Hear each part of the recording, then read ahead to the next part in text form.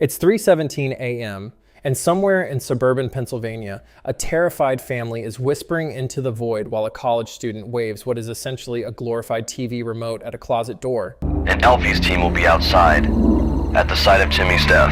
And calls it science. A faint creak, a sudden gasp, a dramatic zoom, cut to black. Did you hear that? Of course you did. But they're not yet conclusive evidence of a spiritual presence in the cabin. The sound engineer made sure of it, because this was Paranormal State, a show that promised to answer humanity's oldest question, are we alone? And then immediately followed it up with a second, more profitable question. Can we monetize that fear between ad breaks? Back in 2007, this wasn't just another ghost hunting show.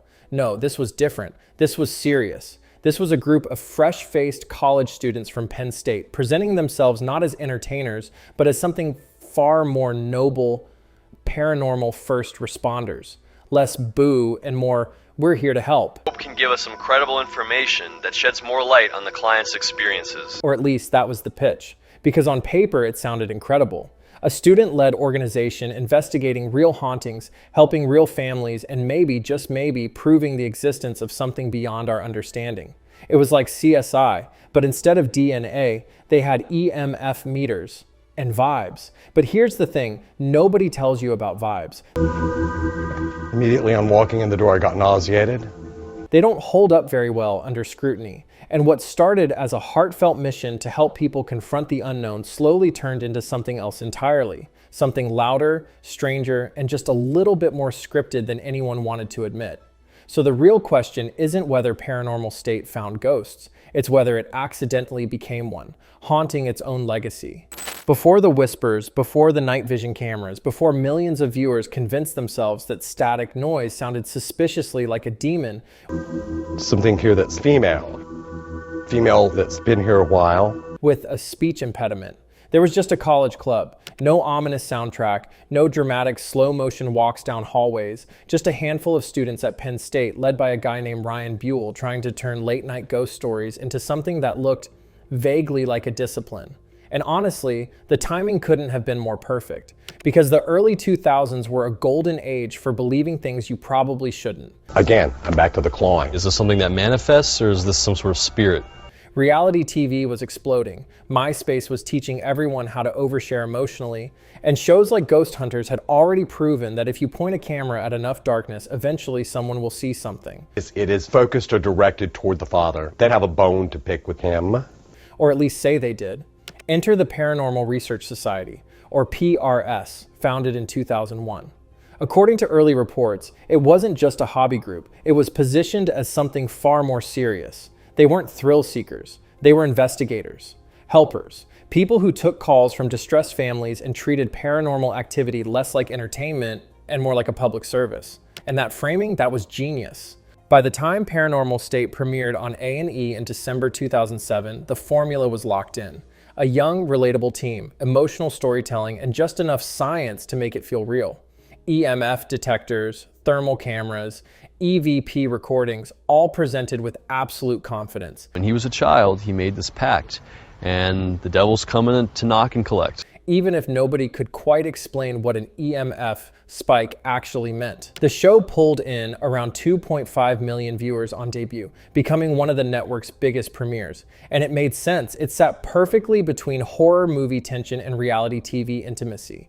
Was it real? Was it staged? Was that actually a ghost? Or just Greg from sound design having the time of his life? Didn't matter, because the show understood something crucial. It's taking the shape of a werewolf to torment him. People don't want proof. They want possibility. The feeling that maybe something is out there and that this team is the only thing standing between you and it. And then came the marketing. In one of the strangest campaigns at the time, the show installed a billboard in New York that literally whispered at passersby using directional audio. Imagine hearing a voice only you can hear saying, "Who's there?" That's not advertising, that's psychological warfare. And it worked. Paranormal State didn't just sell a show.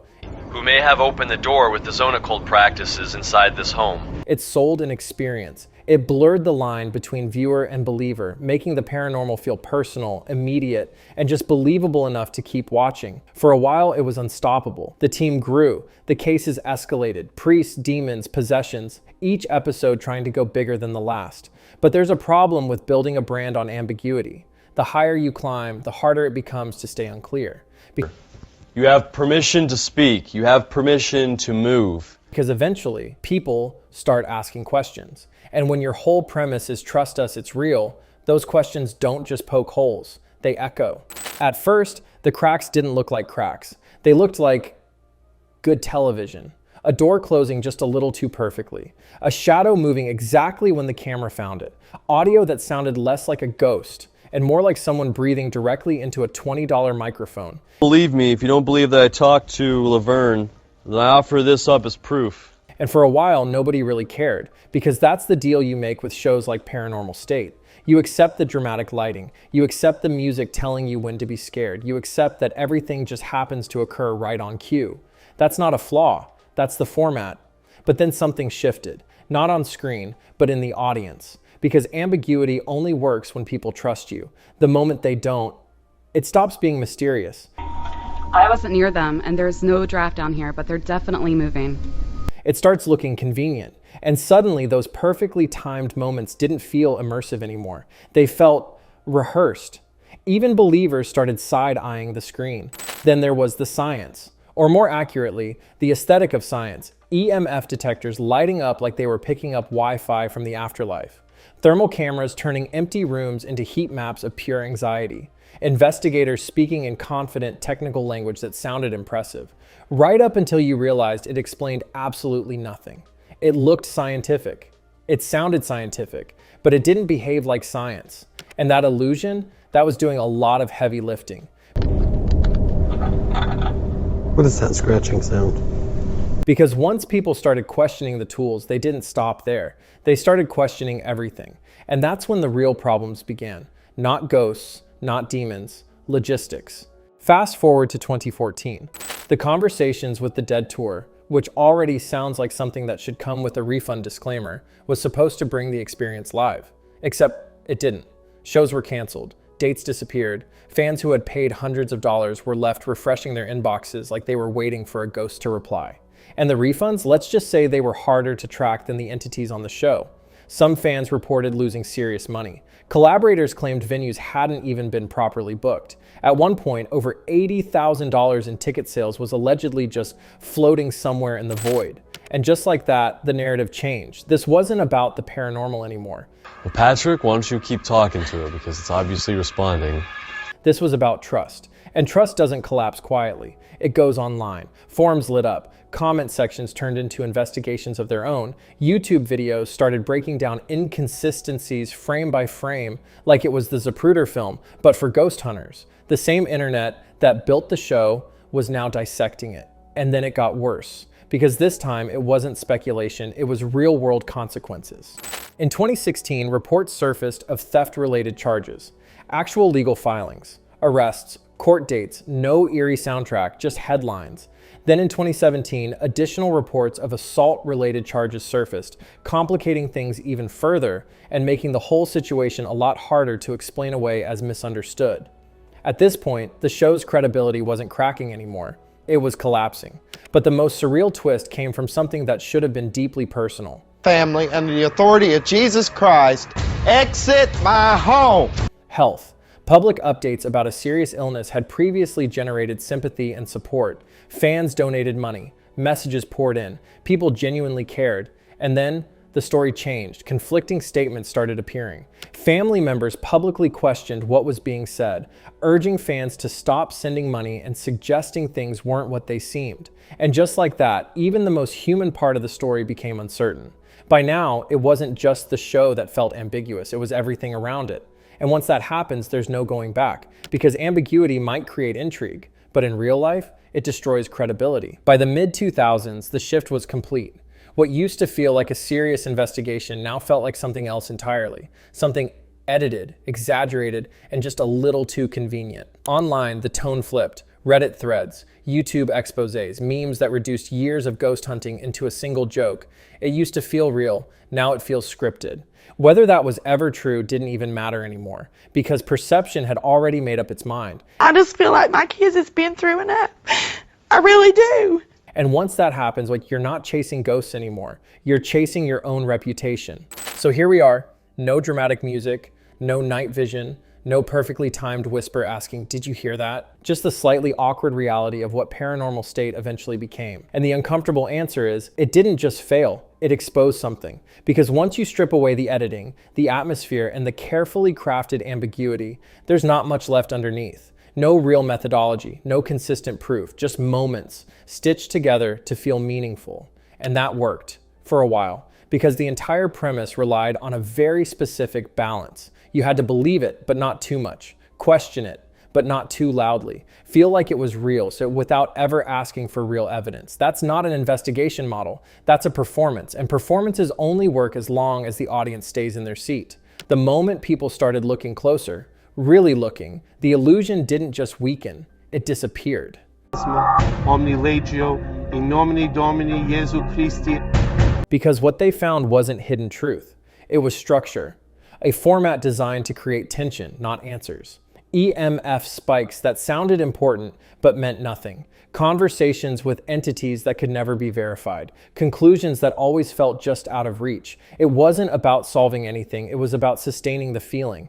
And in today's media landscape, that's not unique anymore. It's everywhere. What Paranormal State did with a full production team now happens daily on TikTok. Same formula, same tension, just faster, cheaper, and somehow even less accountable. Someone points at a shadow, adds ominous text. You know, Ryan, could have been a sign of it leaving. Millions of views, different platforms, same illusion. But here's where it really falls apart, because the show didn't just depend on atmosphere, it depended on trust, on the idea that the people behind it were credible, consistent, and at the very least, honest about what they didn't know. And there was no buffer. No distance between the brand and the individuals. No system to absorb controversy. No structure to fall back on when things started going wrong. So when real-world issues hit, financial problems, legal trouble, conflicting public statements, it didn't stay contained. It became the story. And in the internet age, stories don't fade. They multiply.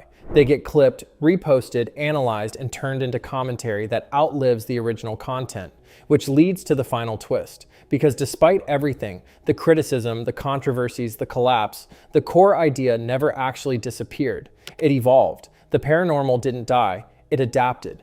Today, ghost hunting content is bigger than ever. Haunted objects go viral. Entire channels are built on reacting to things that may or may not be there. But the tone is different. People don't just watch to believe anymore. They watch to question, to analyze, to joke. He was listening. Maybe Rocky now has an understanding that, okay, to catch what others might have missed. The mystery is still there, but the trust isn't. And maybe that's the real reason it doesn't work anymore. Not because the format changed, but because the audience did. There's something almost poetic about the way Paranormal State ended. A show about chasing invisible forces, ultimately undone by things you couldn't see at first either. Doubt, reputation, that slow, creeping feeling that something doesn't add up. Because for a brief moment, it almost worked. The idea was compelling. A young team helping people face something they couldn't explain. The emotions were real, even if the evidence wasn't. People felt heard, comforted, less alone in something that scared them. And that matters. But intention isn't enough, because the moment you turn mystery into a product, it changes. You're no longer just exploring the unknown, you're shaping it, editing it, enhancing it until it fits neatly between ad breaks and marketing campaigns that whisper in your ear. And eventually, the question stops being, is this real? It becomes, can this keep working? It couldn't. Not because people stopped believing in ghosts, but because they started questioning the people presenting them. And that's a much bigger problem, because ghosts don't leave evidence behind, but people do. And once that evidence starts stacking up, refund issues, legal trouble, conflicting stories, the illusion doesn't just crack, it collapses. And in today's world, collapse doesn't fade away. It gets archived, re-uploaded. In the name of the Father, and of the Son, and of the Holy Spirit. Turned into commentary that outlives the original story, which is why, years later, we're still watching, still clicking, still asking, what was that? Just now. With a comment section full of people ready to answer it.